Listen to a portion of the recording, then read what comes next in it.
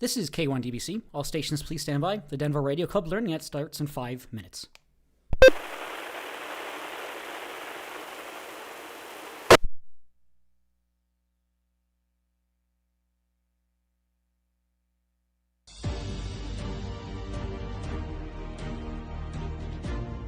Io ebbi la forte intuizione, direi quasi la visione chiara e sicura, che le trasmissioni radiotelegrafiche sarebbero state possibili attraverso le più grandi distanze.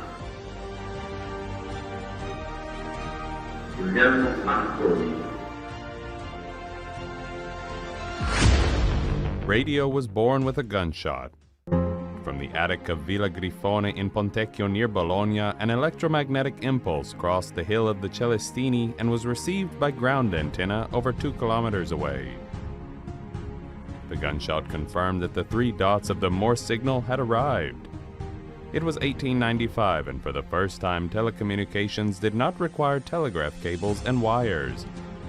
The wave surpassed physical barriers connecting 2 non-visible locations. What was separated by distance became united by radio waves. The entire world could connect. Guglielmo Marconi era una personalità molto complessa e soprattutto molto intelligente, attratto dall'elettricità.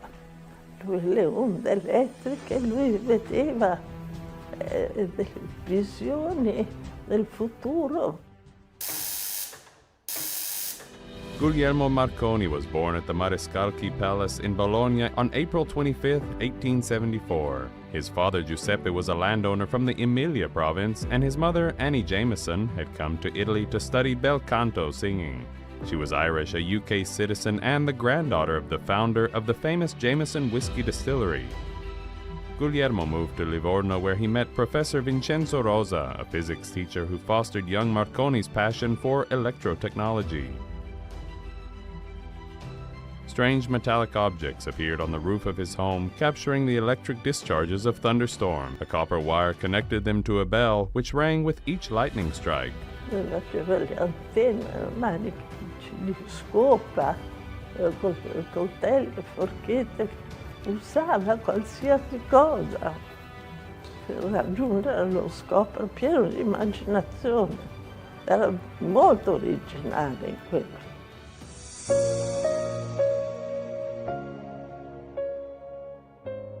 In 1892, Marconi returned from Livorno to Bologna. He did not enroll at the university, but visited the laboratory of Professor Augusto Righi, an expert in Hertzian waves, the radio waves whose potential was then unknown and considered only a laboratory curiosity. It was thought that, like light, they could not traverse objects or overcome obstacles.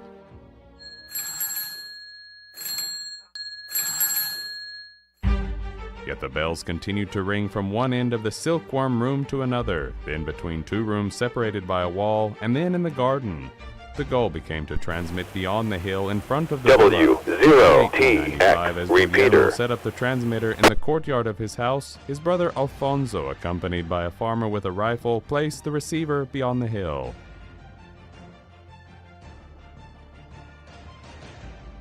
Nel trasmettitore c'è il tasto Morse, la batteria, il rocchetto di Runcorf, oscillatore, e lui mette insieme elementi che c'erano già, aggiungendo qualcosa di fondamentale, che è l'antenna con la presa di terra, perché appunto vuole che questi segnali. This is K1DBC. The DRC Learning Net will start in 1 minute. All stations please stand by. Possano propagarsi a distanze sempre maggiori. Nel ricevitore anche lì la sua aggiunta è l'antenna, e la cosa fondamentale è quanto migliorò la sensibilità del cuore di quel ricevitore, un tubetto di vetro con polveri metalliche all'interno, si chiamava coesore. Il modo in cui Marconi aumenta la sensibilità del ricevitore sarà decisivo per arrivare a superare la portata ottica e quindi per portare il ricevitore al di là della famosa collina dei Celestini, qui di fronte alla Villa Grifone, con gli esperimenti decisivi del 1895. The brothers agreed to fire the rifle when the signal was received. Hearing the shot, Marconi realized that he had... All right, so I'll play a few more minutes after the net here, but 150th celebration. Marconi's birthday, April last year. So play a little bit more after that net here. Good evening and welcome back to the Denver Radio Club Learning Net for February 5th already, 2025. It's a great place to learn about ham radio and STEM topics. And thankfully, we have plenty of combined experience and expertise. This is Kilo 1, Delta Bravo Charlie. My name is Daron. I am this evening's net control.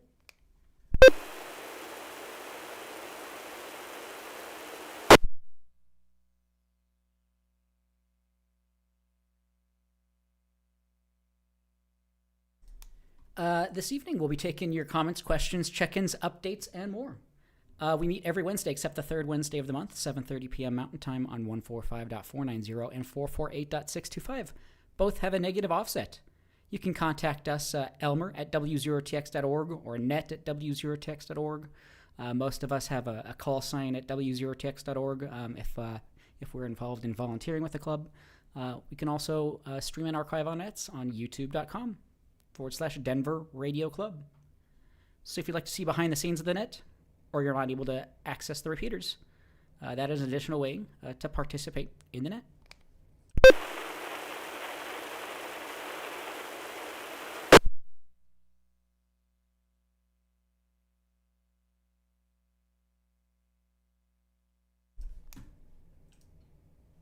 This net can be broken at any time for emergency or priority traffic by using the word break. Is there any emergency or priority traffic at this time?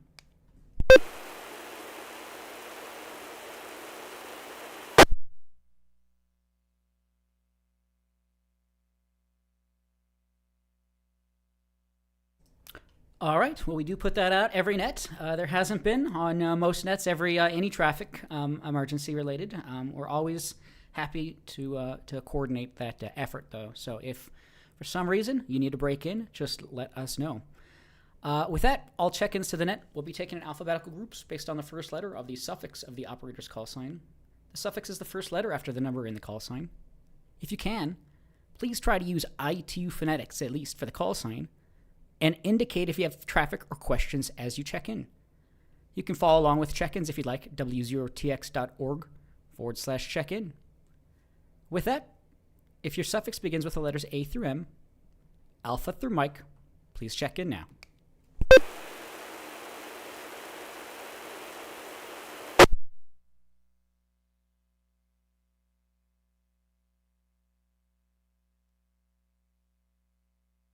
WD0 CIV, Charles and Denver, no traffic.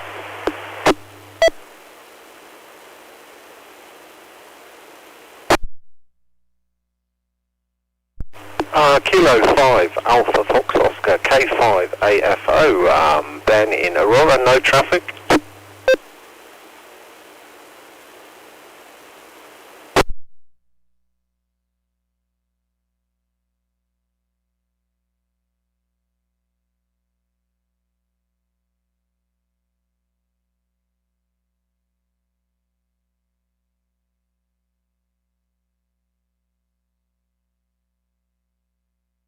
All right, this is K1DBC Net Control. Hold up there for a moment.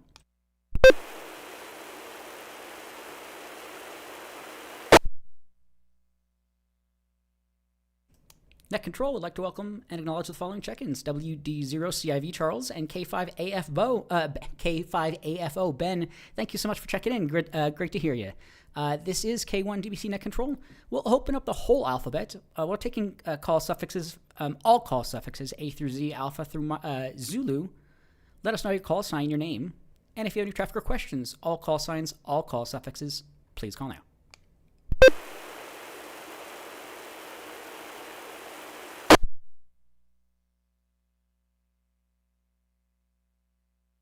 Kilo Foxtrot 0, Foxtrot Papa India, Ron in Lakewood, no traffic.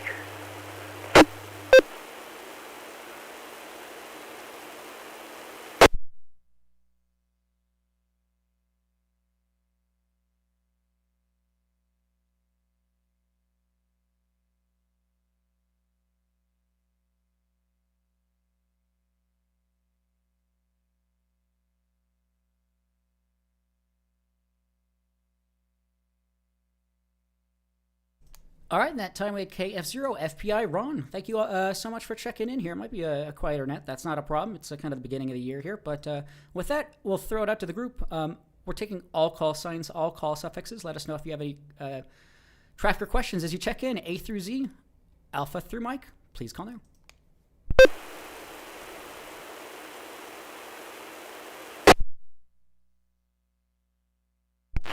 KF0, Papa Victor India, Jeremy out of Lakewood, no questions.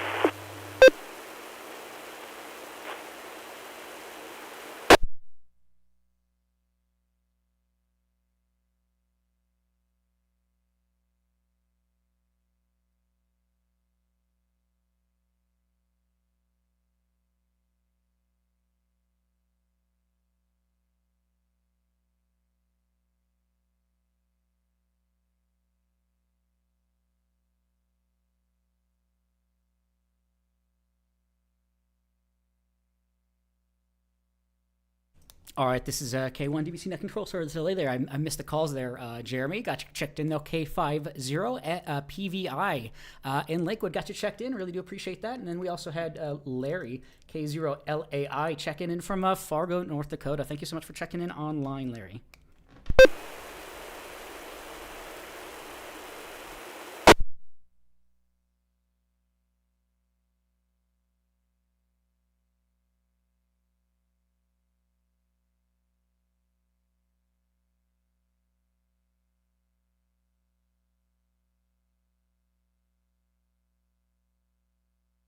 All right. Once more, we're taking all call signs, all call suffixes. Let us know your call sign, your name, and if you have any traffic or questions, please call now.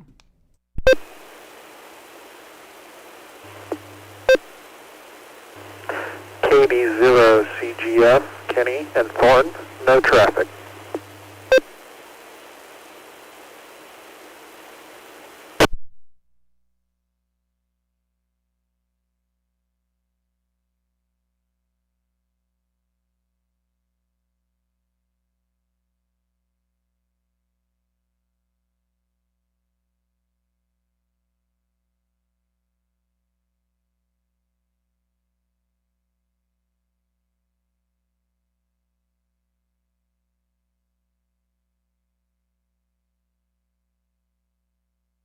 All right, that time we had KD0 CGF. Kenny, hope you're doing well.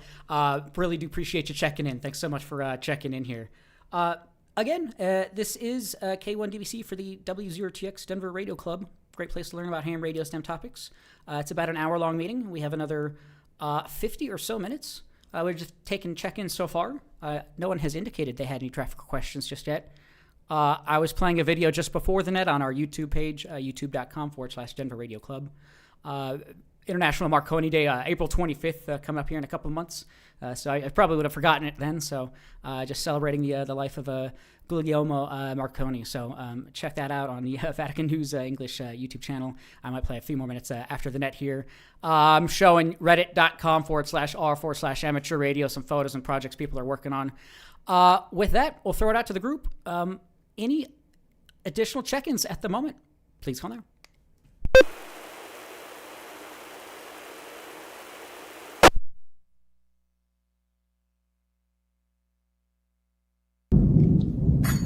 Oh yeah, it works, it works, it works, dude, it works.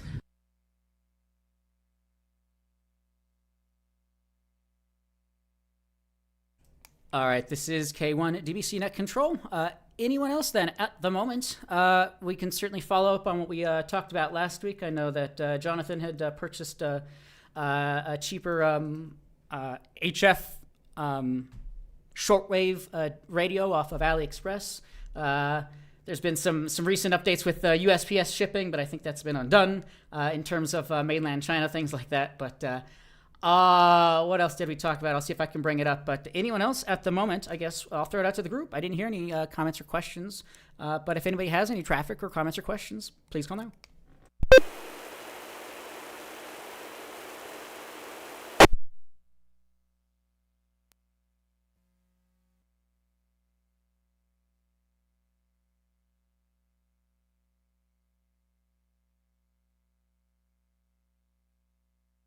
Let's see. I did want to shout out Kenny again, KD0CGF. You can check out his YouTube channel, KD0CGF Labs, I believe is what it is.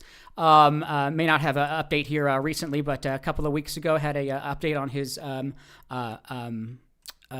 Go Pack. Really do appreciate that with a Pelican case and radios inside and power supply. So I do appreciate that. It sounded like previously some other personal life things were getting in the way. So no worries for any no updates this evening. But really do appreciate that. We talked about that. What else? Let me drop here.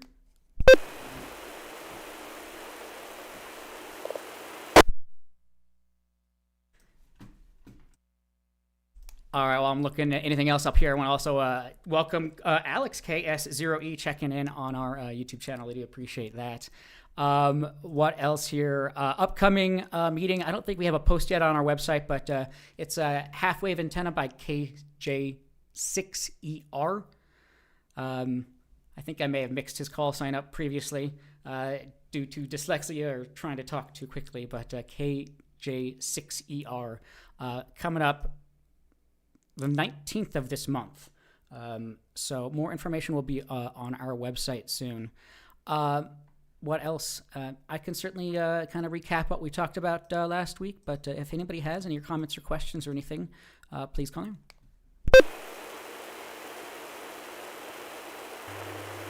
KD0CGF with a question.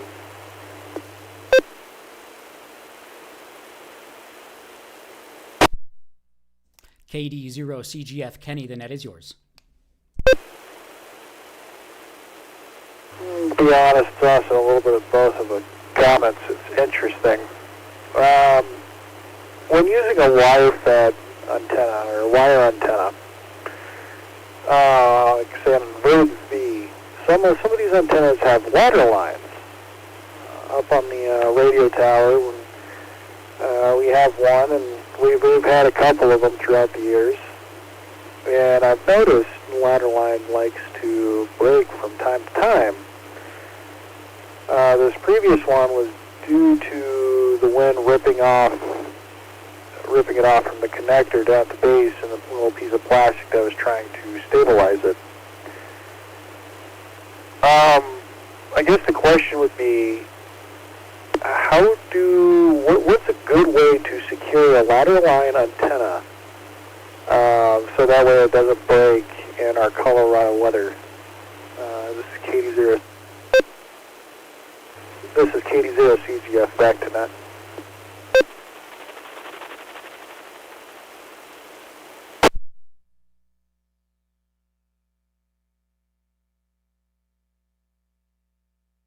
Yeah, K5AFO returning.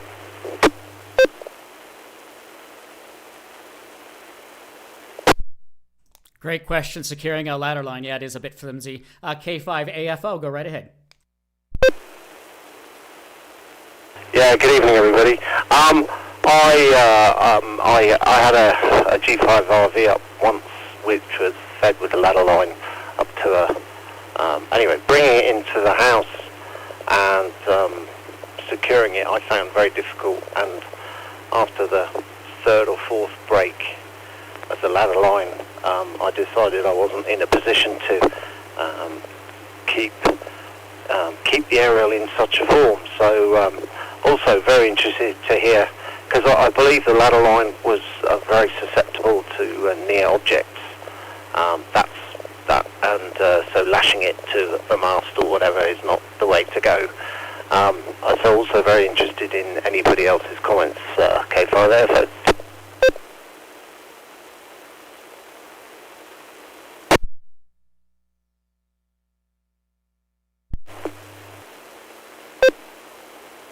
No, I will say the interesting thing about that is the antenna that I was talking about is the I forget what you said there, the VR5 something. Brain drew a blank, but it's the exact antenna you were talking about. So what I've done is at the bottom of it, where it connects into I'm going to call it the coil pack, where you coil up the coax. The use as kind of a balun. Let me drop for a second.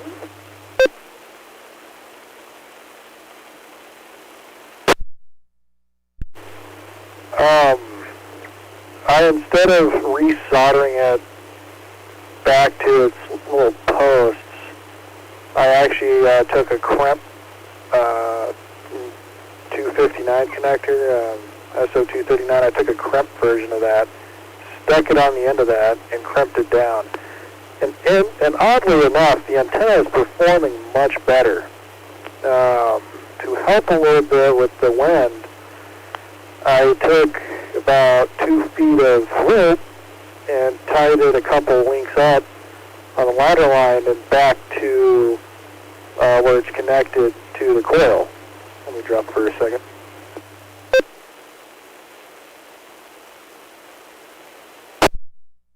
So I got that 2-minute timer lockout on my radio, so when I go past 2 minutes, my radio stops talking.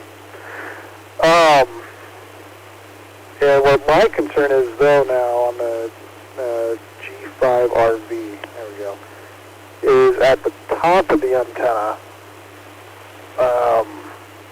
is that going to break? That's what my next concern is. This is Katie Zizzo, CGF, back to net.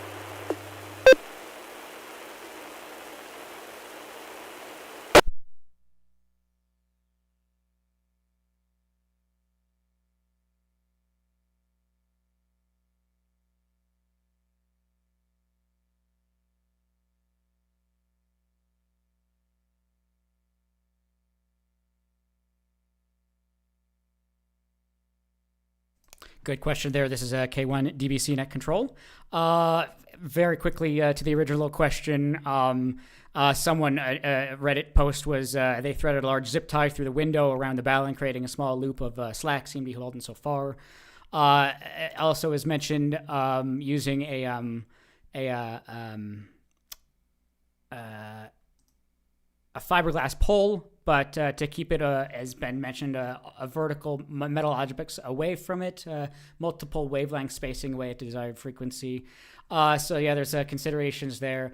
And in terms of that last question you had, in terms of the top of the antenna, towards the radials themselves, it seems to be a fairly similar kind of plastic piece towards there. And yeah, I'm not too sure, but I'm not one to listen to. I accidentally ran over my G5RV with a lawnmower, so what can I say? This is K1 DBC Net Control. I'll throw it back to Kenny or anyone else on securing ladder line antenna. Go right ahead.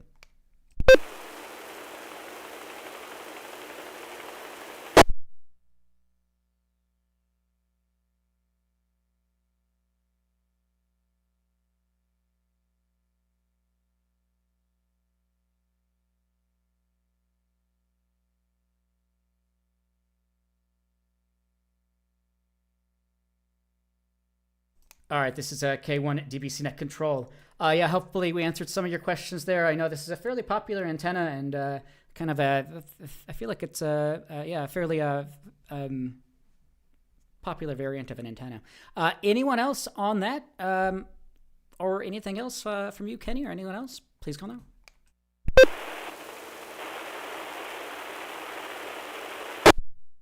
Yeah, K5AFO returning again. Have I got it?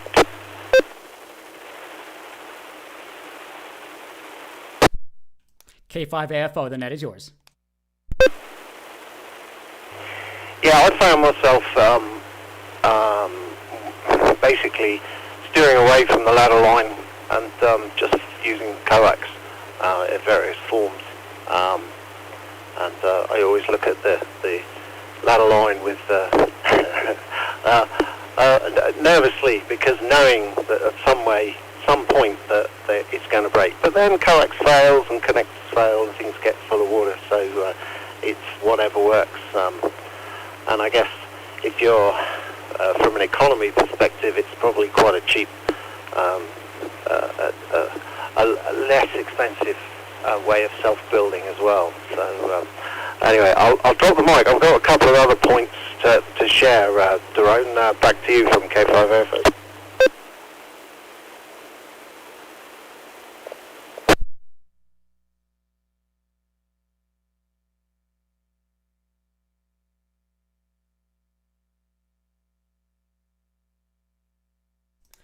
Sorry, I was just trying to briefly Google. Not a problem at all. Yeah, I hadn't actually thought of replacing the ladder line with just a regular coax, potentially for that segment of the antenna there. Yeah, I wasn't aware of that. But yeah, Ben, please, if you have things further, please go right ahead. Yeah, from K50. I don't think I was directly replacing the ladder line with coax because anyway, you have to take into account how it's built. So basically, it's I'm guessing it's a dipole, but it's just the way you feed it. Anyway, I'm not going to pretend I'm savvy with all of that. So what I was going to say was a few weeks ago, in fact it was before Christmas, my ex-Royale asked me to go and get a little bit of grocery shopping, and I found myself in Walmart. I'm sure there are other supermarkets out there, but I was in Walmart, not my favourite experience, but I had to go and buy some bananas, and I will get to the point, but they were selling banana holders, so a plastic, $3 plastic banana holder, and it's hard to describe, but it makes an absolutely perfect headphone holder. So it's just got this plastic base with a sort of a U-shaped bend with a hook on the end, where you would hang 4 or 5 bananas off. But it's absolutely perfect for my headphones. Anyway, I don't know if Walmart's got it on their website, but for $3, it's cheaper than a cup of coffee. Back to net.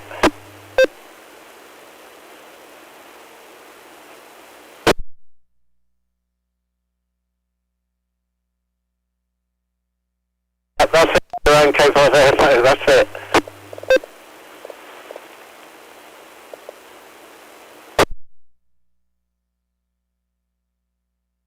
Sounds good, yeah, but for $3 or $4, you can't beat that for a headphone holder that you could probably buy for 10 times more at least. So very cool stuff. Really do appreciate that. Nice to find some things in that could be used in non-traditional manners for our purposes. Very cool.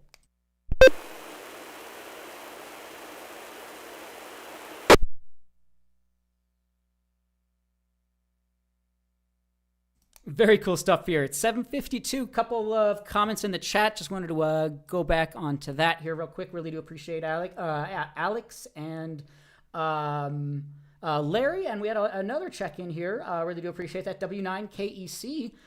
Good evening from Kokomo. I'll get you checked in here, and I'll go back through the comments here.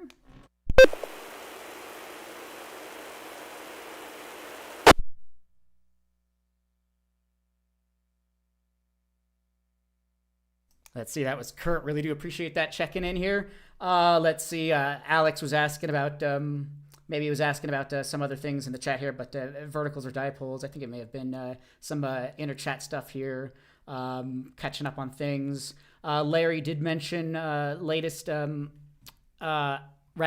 on our website does have some information on G5RV versus the ZS6BKW antenna. It's relatively unknown due to the ladder's improved performance. Article here by Bill Rinker, W6OAV. Can't thank him enough, and Brennan Pate for putting together our round table here. It's a user-friendly choice for both fixed and portable installations. That's the not easy to say, ZS6BKW. Similar schematics potentially in terms of what looks like a G5RV. Let me drop here for a moment.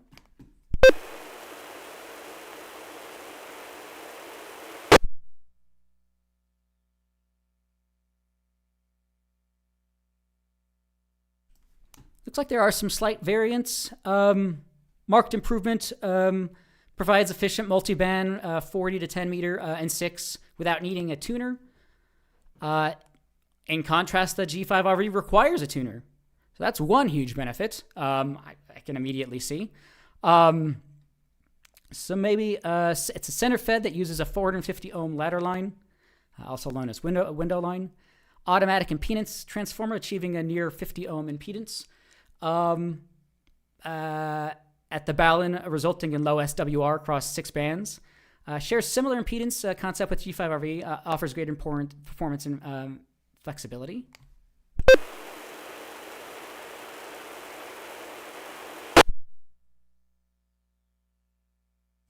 Unlike the G5RV, this BKW antenna is more tolerant. So some easy neck Smith charts? No. Certain charts, elevation plots and SW plots. So really do appreciate that, where he found that from, and more information on our roundtable. And you can Google Zulu Sierra 6 Bravo Kilo Whiskey.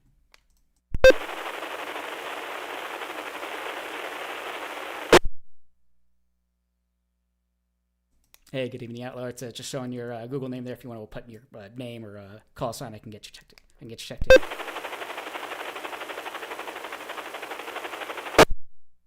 Sorry about that. Someone checked in online. If you do check in online, just be aware that it takes your Google name, so it may not have your call sign. If you do want to let us know your call sign, please don't hesitate to do so.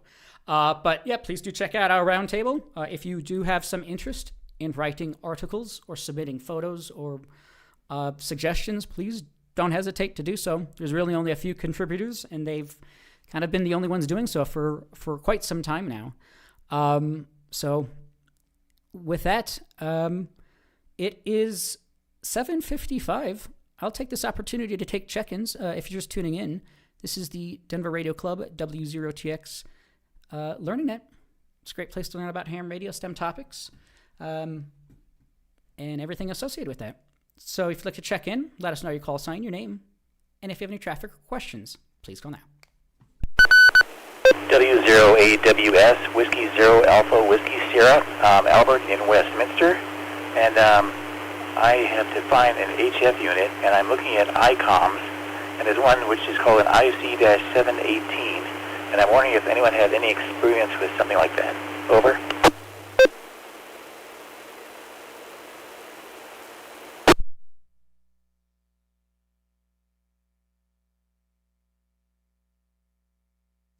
Excellent. Sounds good. We'll get back to you here in just a second. W0AWS Albert asking about for potential reviews or follow-up on the IC-17 radio. With that, I'll throw it out once more. Anyone else? Any check-ins at the moment? Please call now.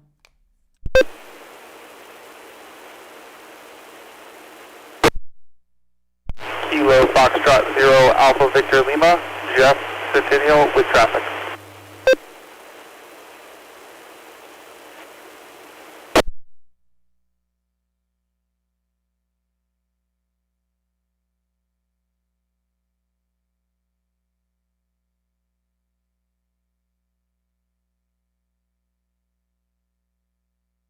All right, in that time we had KF0AVL. Jeff, thank you so much for checking in.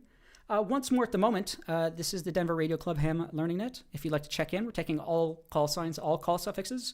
We have another half hour or so. If you'd like to check in just for the count, or if you have traffic or questions, please call now.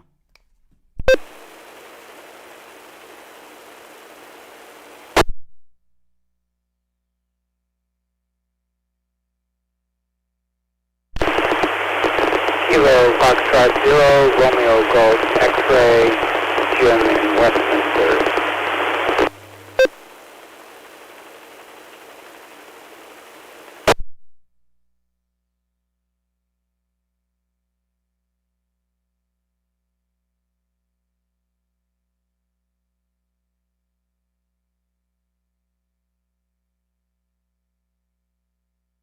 All right, this is K1 DBC Net Control. That time we had KF0RGX. Jim, thank you so much for checking in.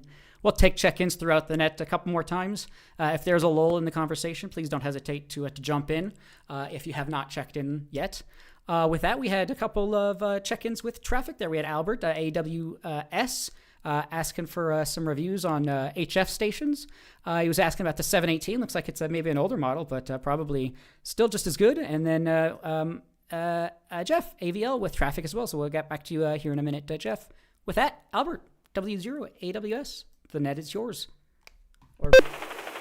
Yes, I started out with a rather sophisticated unit. Good evening. The time is... It was called a TS870S. And it worked for a little while. It had too many controls for me to figure out how to use it all. But then the VCO number 2 seems to be out of whack. And I don't know how to repair that. And so I was looking for a more simple radio to use. And so I looked around, and the only one I could see, which I thought was maybe worthwhile, was the IC-718. You said it was old. Can you comment on that? Over.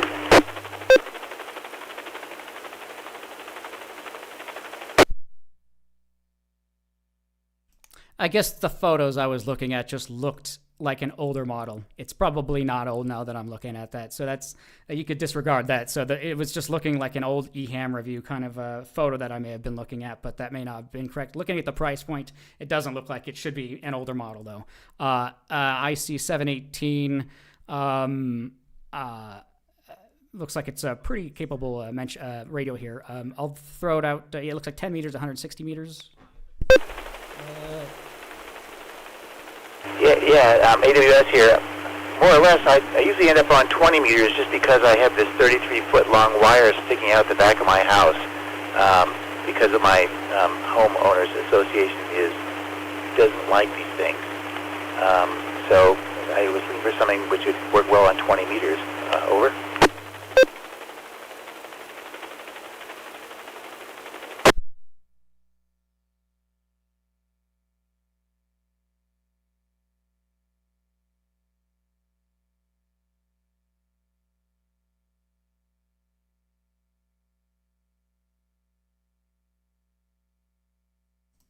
Great question there. Yeah, I guess speaking of eHam, it looks like quite great reviews here.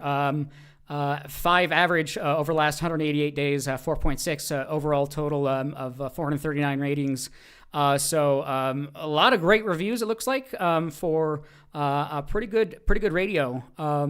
So it can pair with quite a lot and do a lot of operational modes that can kind of be combined with some of the newer things. So looks like a lot of great reviews on that. You might be able to find some better deals on it. Someone found it for about $550. It looks like it's on listed on DX Engineering for $850 right now. So there might be some better times to purchase it. But yes, it looks like it's a pretty good reviewed model. I'll throw it out to the group. Anyone else? I don't have any experience on the IC-718 model. If anyone does, please go ahead.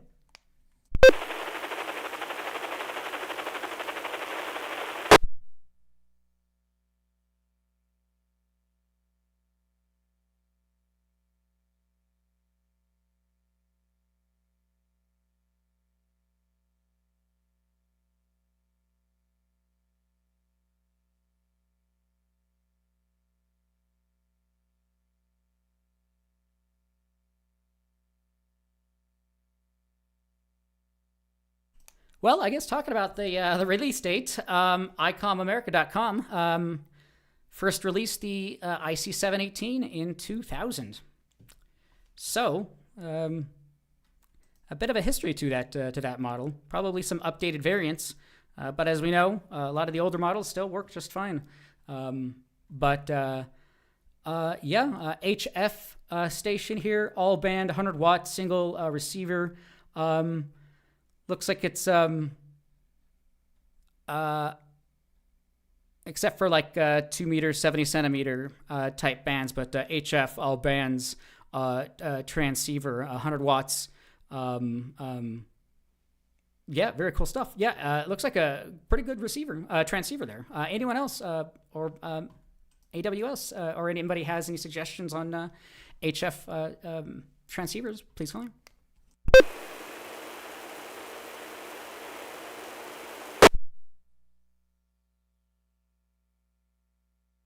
Zero Alpha Whiskey Sierra. That or has anyone had any experience with repairing or having someone else repair an older transceiver? My, like I said, my Kenwood TS-870S with VCO2. I look at it and it's just basically losing lock all the time. It puts up error-FE, and I finally found the service manual and looked it up, and I dug through the schematics. And it's just a simple little oscillator in one side for the VCO, But the rest of it, I can't seem to see why it is that it keeps dropping out of lock like every second or so. Anyway, over to net.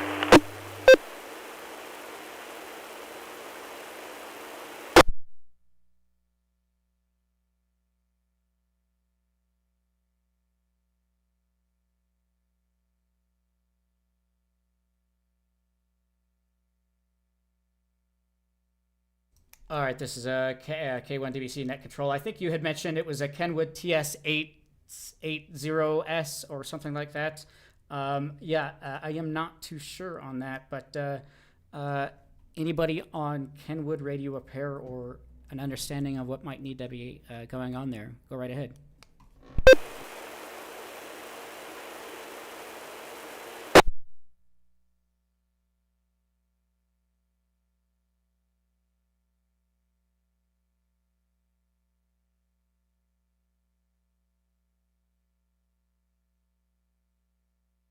Whiskey Zero Alpha Whiskey Sierra again. Another thing is, if anyone's had any experience with replacing the capacitors around the boards, someone once said that since this thing was built in 1995, that the electrolytic capacitors go bad, and I'm wondering if anyone has any experience with swapping those out. Over. W0TX repeater.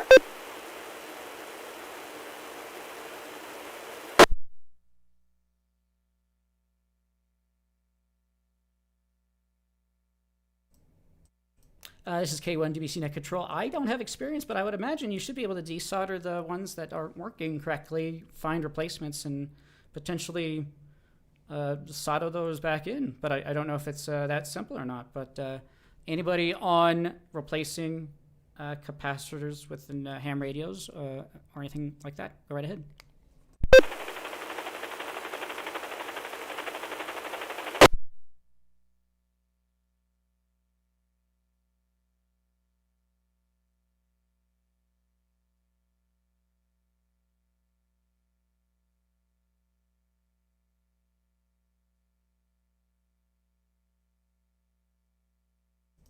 All right, this is K1 DBC Net Control.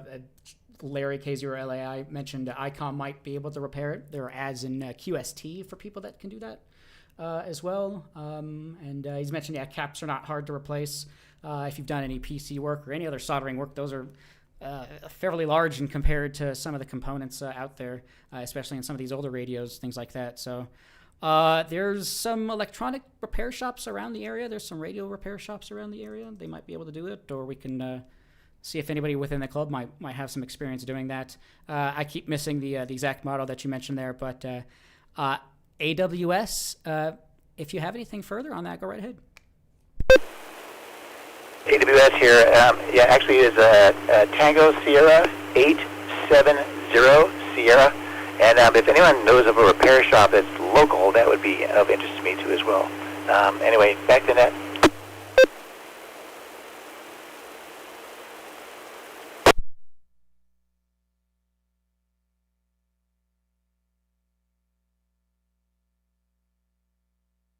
Okay, appreciate that. Tango Sierra 870S, TS870S. Really do appreciate that. It looks like it is Kenwood. Kenwood might be able to. Yeah, I'm not too sure, but very cool stuff. Yeah, if anybody has comments or questions on that, let us know. If it's not working now, it's might not be the worst thing in the world to open things up and take a look and see what you can do. It sounds like you might already dug into things already a little bit, but might just need to get your hands dirty a little bit. But this is K1 DBC. Anyone else? Comments or questions on that? Otherwise, we do have some further traffic. Please call now.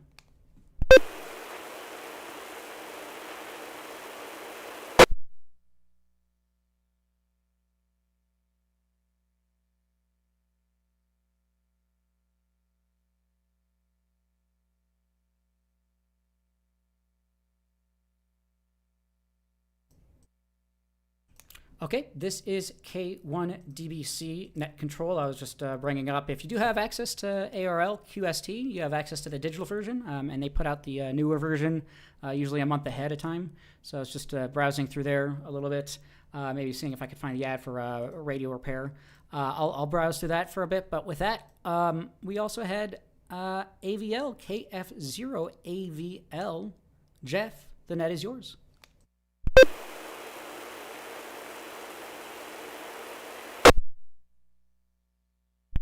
Yeah, thanks. I was just putting it out to the group. If anybody's used, it's an app called SodaMat, and essentially it's a self-spotter. So if you're doing a POTA or SOTA and you're out of cell phone range and you can't, like, you don't want to say specifically when you're going to get up the mountain because things change when you're on the mountain, you actually can, I guess, you can send a message through a tone, and then it will self-spot you. So again, I just didn't know if anybody had used that application before. It's called SodaMat.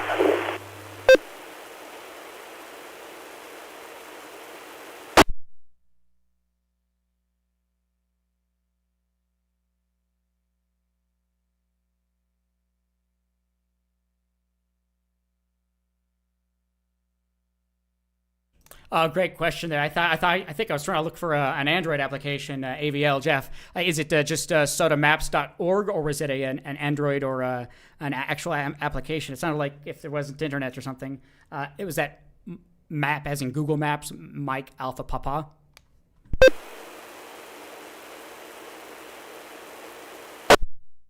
No, it is an Android app, and it's Mike Alpha Tango. Mike Alpha Tango.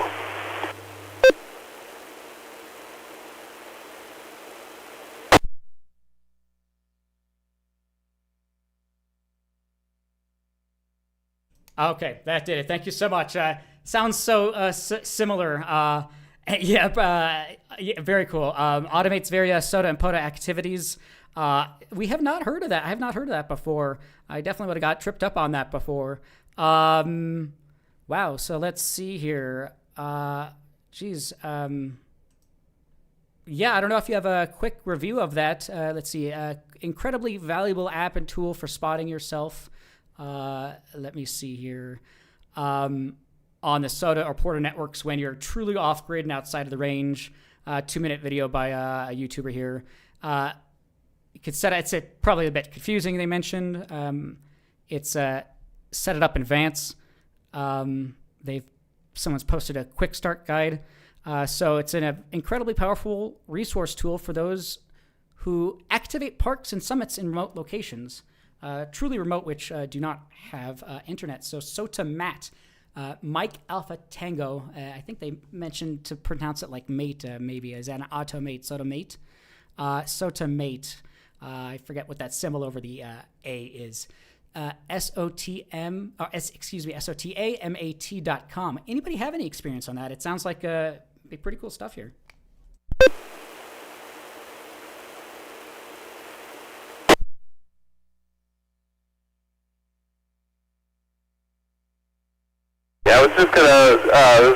I was just gonna mention one more thing. So I was looking into it. I know there's a YouTuber, Crash Course Ham Radio or something like that, and he said he was gonna do a review on it. But the thing I liked about it was that you can actually pre-program. Everything has to be pre-programmed, but you can pre-program, and if you need to, you could send out a distress signal, or you could just let somebody know, hey, I'm camping in this area, and so then when you send the signal, it says, it can automate an email to them that says everything's okay, I'm where I'm supposed to be. So it's kind of almost like having a Garmin inReach, but not relying on, their satellite networks.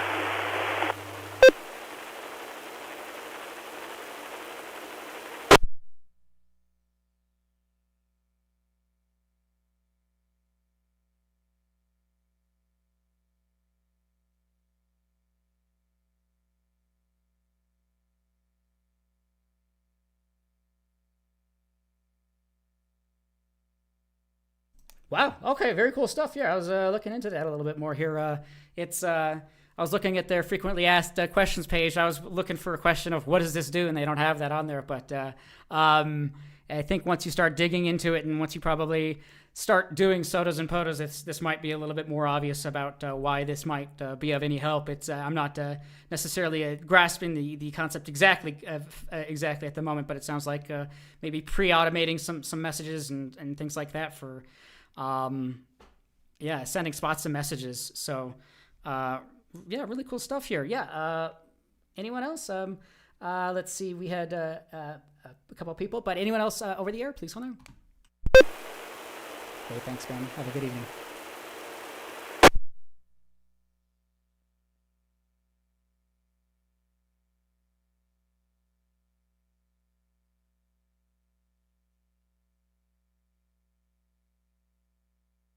Sorry about that. A good evening to Ben. Thanks for being here, K5AFO, and thanks for joining us. And then we had KF0SUW joining in. Scott, really do appreciate that. Outlaw over on YouTube.com. I really do appreciate that. So really cool product here. There's a lot of ways to do summits and parks, and there's a lot of tools and apps to make things a lot easier. So. That is really cool here to see. So, yeah, I'm sure once the Ham Radio Crash Course YouTuber puts things out, this might start to bleed into a lot of our YouTube feeds, and it might be a little bit more popular. But really cool, sotamate.com. Anyone else on that? I'll maybe read out a paragraph here on that. But anyone else? Please come on.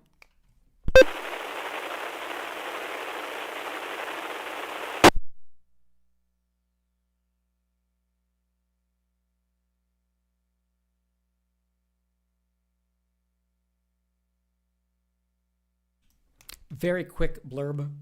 It started out as a frustration after a few years of activations that didn't work, where they had no cell phone service. They forgot to pack their APRS programming instructions, and they had limited time to call CQ SOTA. On a later trip, APRS was successful in self-spotting, but it was cumbersome. He later purchased a Garmin InReach, as mentioned there. It's similar to, as Jeff mentioned, satellite self-spotting, essentially. Satellite messaging, he had trouble getting in to self-spot with the official SMS gateway. So it's an expensive. It was an expensive tool when you add in subscription fees. So it sounds like it's a really good way for pre-staged, pre-automated self-spotting messages that get sent out. I think they mentioned a Raspberry Pi or something like that you have set up. But very cool stuff. Or Android app, I guess. I have no idea anymore. This is K1DBC Net Control. I'll throw it out to the group. Anyone else, comments, questions, check-ins, please hold on.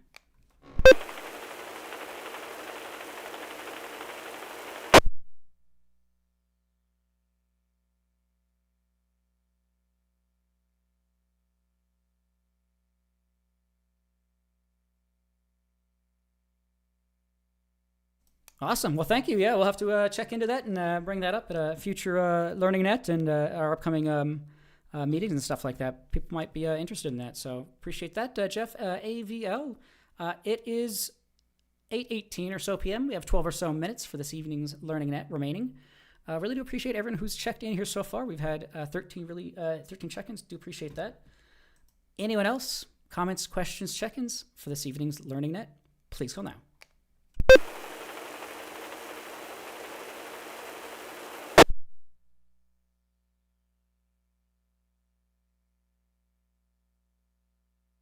Alpha Whiskey Sierra here again. Hearing about the soda thing, I'm just curious as to, you have to go on top of a mountain, you have to lug this stuff with you. What type of equipment do you bring, and what kind of an antenna, etc.? Over?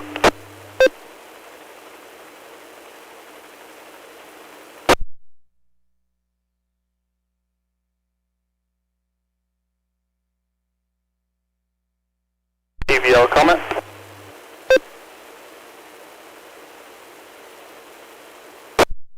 Yeah, I'll defer to AVL. Go right ahead.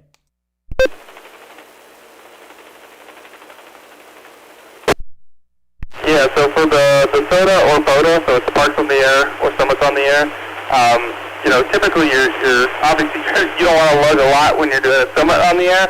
Parks on the air are a lot because a lot of parks you could just drive up. But yeah, so I have the Xiegu G90. So I take that with me, little portable battery packs, my field notebook, and then usually I just throw up a dipole, inverted V dipole. So nothing fancy, but kind of what some of the hobbyists really like to do is incorporate some of the hiking into the ham radio space. That's net.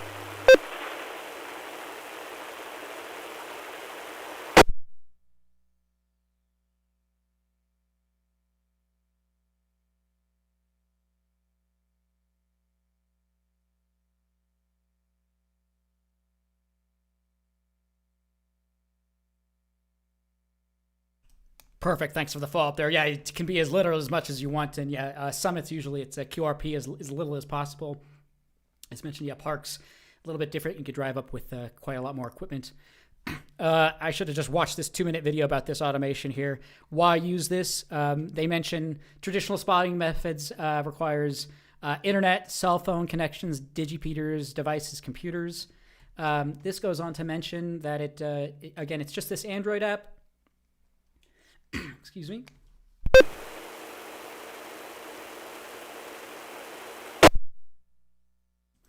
Android app that apparently just sends an FT8 message, a transmit message out of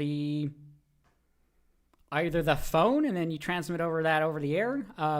A couple minute video here, but yeah, as little or as much as possible. But looks like some self-spotting without internet connections is possible.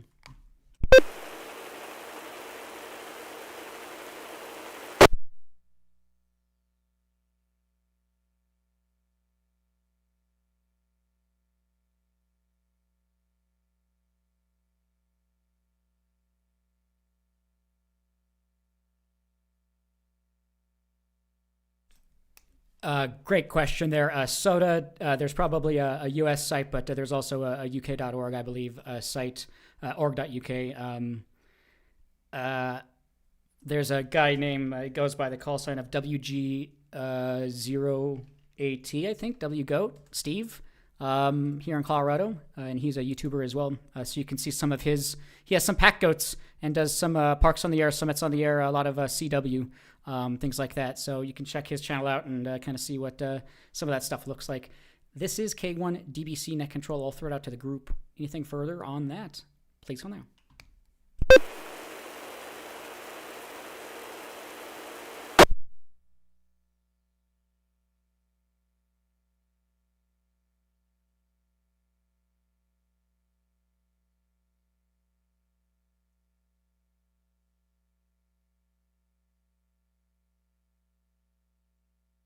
Okay, awesome. Well, do appreciate that. I'll have to check into that. And I guess that gives me even more reasons to try to get out there and nerd out, other than just staring at my feet walking up a trail or something like that. It's always fun to kind of geek out and let your mind wander a little bit on some of this stuff here.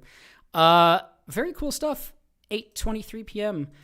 Summits on the air, parks on the air, essentially just taking out a radio, operating. Very similar to field day. In fact, Winter Field Day just occurred. I don't know if anybody has comments or questions on that or any follow-up on that. I can try to bring up some information. Club didn't do anything officially, but Winter Field Day, the 25th and 26th of January, so just a couple of last weekend or the week before. Anyone on that? Let me know.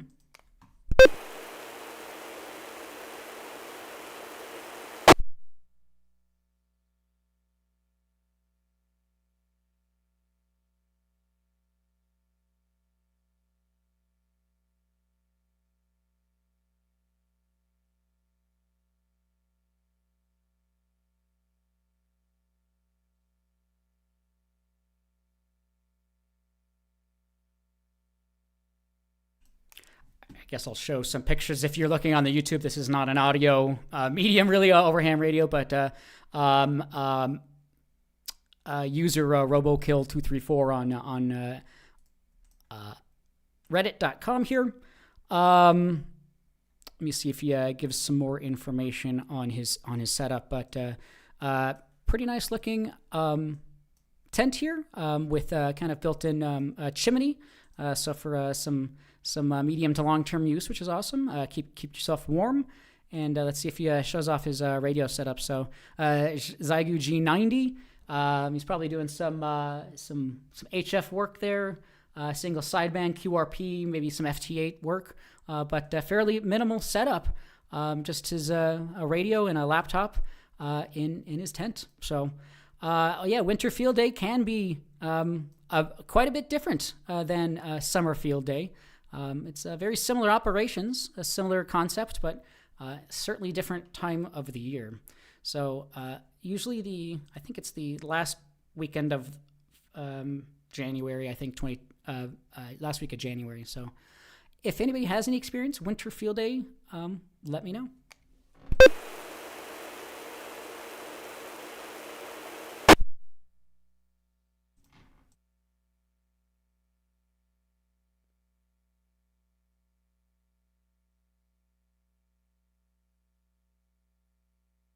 Let's see another setup here. Stuffed 2 hams in an ice fishing tent for 8 hours. They brought plethora of radios. They ran a 20-meter dipole, 80-meter off-center fed dipole, Parks on the Air, Performer, I think antenna, and an N9 TA6 Slim Jim antenna. They worked 7 bands and even made that certainly show things, or made a FM satellite QSO. Pretty cool stuff there. Lots of supplies, warm socks, things like that, extra coax, and they were using a Yaesu FTDX10 here with an auto tuner. Kong Cade and dual 2-meter 70-centimeter transceiver DM910. I've never heard of that before. Pretty cool stuff here. Anyone else? We have another 4 or so minutes. Otherwise, we can start to wrap the net up. Please call now.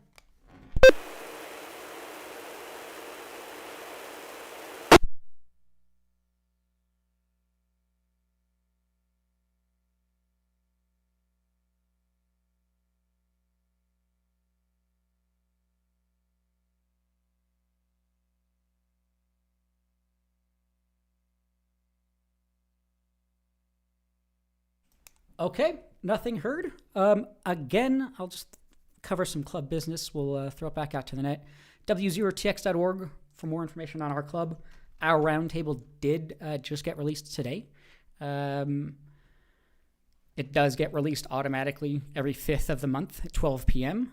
Again, thanks to Brennan Pate, Jerry Vilhauer, and Bill Rinker for contributing to that consistently, and Kelly Sabansky as our new membership chairperson. Really do appreciate providing new members to our club. So awesome to see all those new names there. It's not yet, I don't think, on our site, but the 3rd Wednesday of this month, the 19th, we are having a presentation.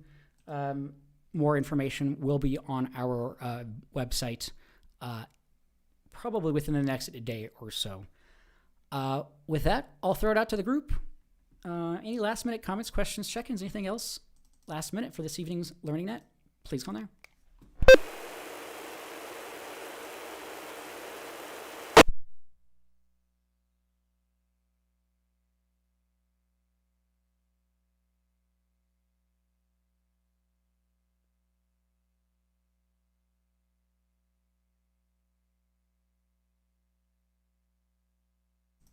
Okay, nothing heard.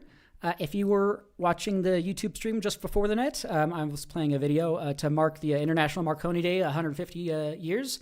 That was last April 25th, so it'll be 151 years this coming April 25th. So I probably would have forgotten it, so I'll just play a few more minutes of that, celebrating Marconi. This will be the final call. Last minute comments, questions, check-ins for this evening's Learning Net. Please call now.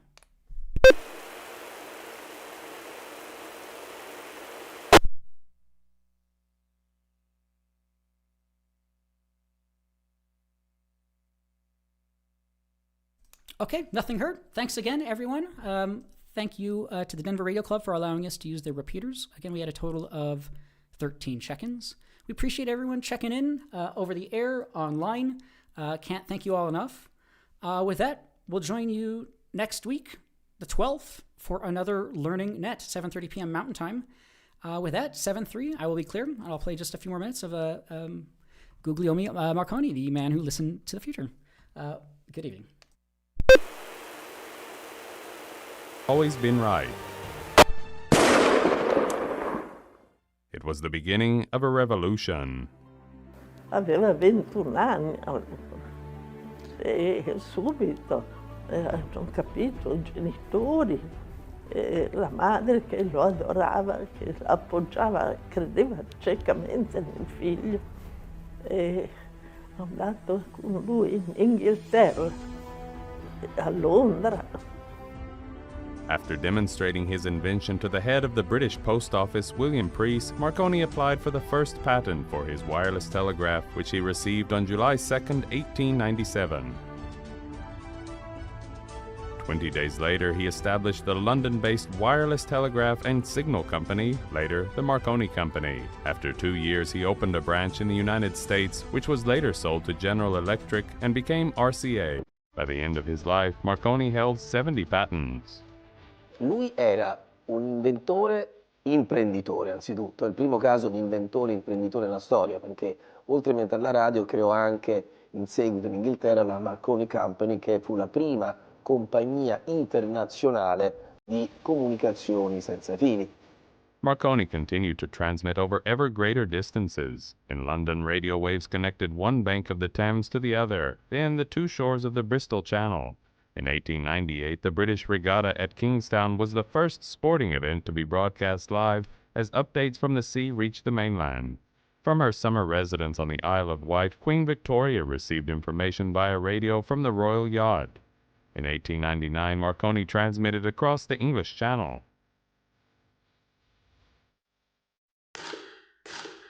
It was now time for the greatest challenge of all, considered impossible by the day's scientists: crossing the Atlantic Ocean with radio waves, from England to Canada, from Poldhu in Cornwall to St. John's, Newfoundland. Right, what does this plaque say? So this memorial is dedicated by Canadian Marconi Company to the government and people of Newfoundland to commemorate an outstanding event in the history of Newfoundland and the new era in world communications. The first transatlantic wireless signal was received by, oh no, I can never say his first name, Guglielmo Marconi on December the 12th, 1901 on this spot.